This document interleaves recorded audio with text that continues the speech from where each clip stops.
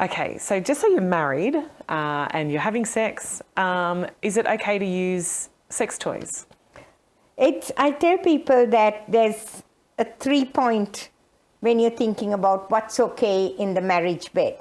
And we cover that in the Best Sex for Life. Great. At the expense of sounding like a book saleswoman, we do cover it. So is this what I'm asking my spouse, what we want to do? Is this in any way harmful to me or my spouse? And there are some behaviors, and the one I would often put down is anal sex. The anus was not made for things to go in. It was made to things to come out. You mentioned that porn has fed into the idea, and obviously actors would act that is pleasuring them when a girl doesn't have a prostate to be pleasured. Why do boys want to do that? Why do men want to do that?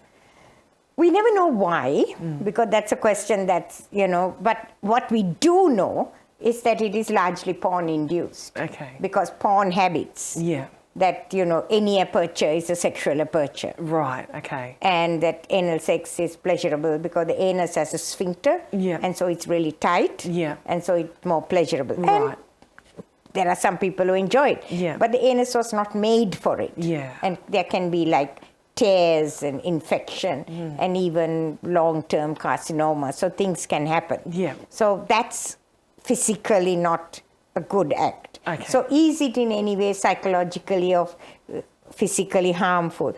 2, am I honoring my partner by asking the person to do this? And sometimes the BDSM dress up, why do you want your, to spank the person or have them dressed up or be subservient? Is that honoring? So is it harmful? Is it honoring? Is it building us up as a couple? Is this nurturing our love and our relationship? Or is it like something that I'm forcing and it's tearing us apart?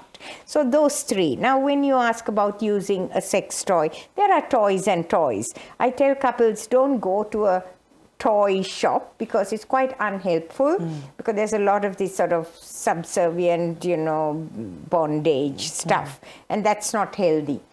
But, the commonest one is a vibrator or a dildo, plastic, battery operated, and many couples just work it into their love making.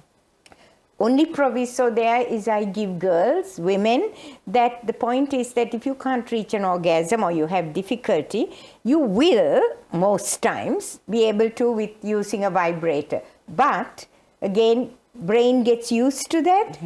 Assure you, you will never find a husband whose penis vibrates that fast. So if that's the way you reach an orgasm, you'll find it harder to enjoy normal sex. So use it as an adjunct and have fun. But don't make it the kind of sole thing in your lovemaking. Right. Okay, that's wonderful.